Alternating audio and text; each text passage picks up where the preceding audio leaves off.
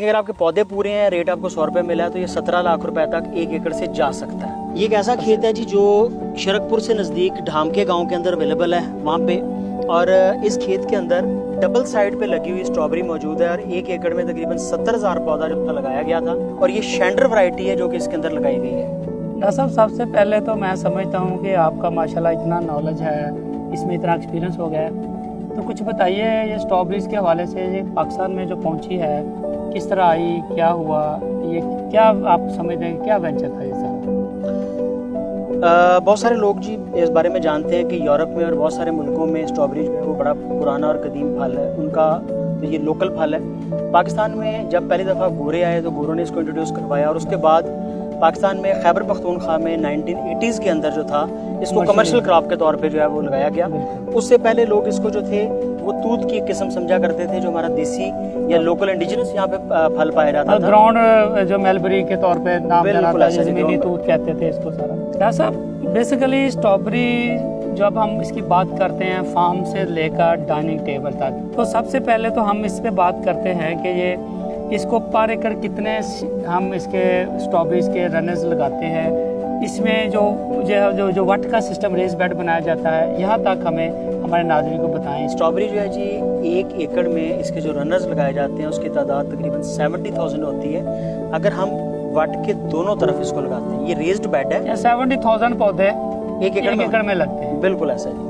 और अगर हमारे उसमें से कुछ पौधे ज़ाया भी होते हैं, कुछ की जड़ नहीं लगती है, हम समझते हैं कि एंड तक चलते हुए हमारे पास 60,000 पैदावारी पौधे मौजूद होते हैं, तो हमारी 1 एकड़ की बड़ी बेहतरीन पैदावार देने के लिए। और 1 एकड़ में 60,000 प्लांट अगर लग जाते हैं तो पर प्लांट की क्या प्रोडक्शन होती है, एस्टिमेटेड होती है ना? 60,000 पौधा जी, एक पौधे पे ऑन एन एवरेज जो है वो 20 से लेके 30 जो है स्ट्रॉबेरीज के फल लगते हैं, और इसकी जो एवरेज प्रोडक्शन ग्राम्स में अगर हम करें तो 300 ग्राम फी पौधा एवरेज प्रोडक्शन देता है। तो 300 gram multiply with 60,000 plant, around को 17,000 किलो जो है वो 1 एकड़ से पैदावार आती है। ऑन एवरेज की प्राइस क्या होगी और इसकी क्या फिर टोटल रेवेन्यू पर एकड़ निकलेगा इसका? जो काश्तकार इसको बड़ा जल्दी लगा लेते हैं, सितंबर में लगा लेते हैं, उनकी पैदावार शुरू हो जाती है दिसंबर एंड पे और जनवरी में। उस वक्त रेट जो है 500 रुपए किलो के लगभग जिम्मेदार को मिल जाता है। और मिनिमम कितना होता है? मिनिमम जो है इसका आगे आने वाले दिनों में अप्रैल तक इसका जाता है वो 50 से 70 रुपए भी। तो ऑन एवरेज इसका 100 स्कोर इसका लगा 100 से above रहती है जी। तो 100 मल्टीप्लाइड हमारी जो प्रोडक्शन है 17,000 की। तो ये पर एकड़ क्या इसकी फिर रेवेन्यू निकलेगी? देखिए अगर आपके पौधे पूरे हैं, रेट आपको 100 रुपए मिला है, तो ये 17 लाख रुपए तक 1 एकड़ से जा सकता है। 17 लाख रुपए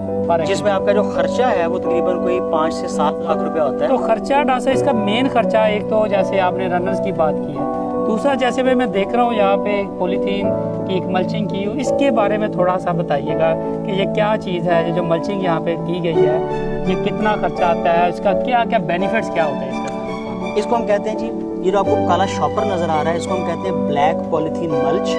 पूरी दुनिया में इसको 3 कामों के लिए इस्तेमाल किया जाता है। ठीक है। नंबर 1, इससे जड़ी बूटी, खास तौर पे चौड़े पत्ते वाली जड़ी बूटी को उगने से रोका जाता है। नंबर 2, इससे हमारा मॉइस्चर को रिटेन किया जाता है। तीसरा इसका सबसे बड़ा काम जो है सर्दियों में रूट जोन के अंदर दर्जा हरारत को बढ़ाना, ताकि हमारा पौधा जो है सर्दी की शिद्दत को बर्दाश्त कर सके। तो ये 3 फ़ायदे हैं, और सबसे बड़ा फ़ायदा इसका वो कमाल का है कि हमारी स्ट्रॉबेरी जो है वो मिट्टी को टच नहीं करती है। यही यहाँ पे नज़र आ रहा है, सारे आप जिधर भी देखें जो इसके ऊपर है वो बिल्कुल फ्रेश है और बिल्कुल जो है ना उसको कोई फंगस नहीं लग रही, मट्टी नहीं लगी हुई, तो बड़ी साफ़ सुथरी सी नज़र आ रही है। अगला क्या प्रोसेस होता है इसके ऊपर, इसकी फर्टिलाइज़र और प्लस इसकी जो पेस्ट कौन से इसके ऊपर आते हैं उसके ऊपर थोड़ा सा बताइए इसके बारे में। देखिए जी, अभी तक तो ये पेस्ट से बहुत ज़्यादा महफूज फसल हम इसको समझते हैं। बड़े कम पेस्ट इसके ऊपर आते हैं। इसके ऊपर कपास जैसे पेस्ट नहीं आते हैं, भिंडी जैसे नहीं आते हैं, इसके ऊपर कम कीड़े आते हैं।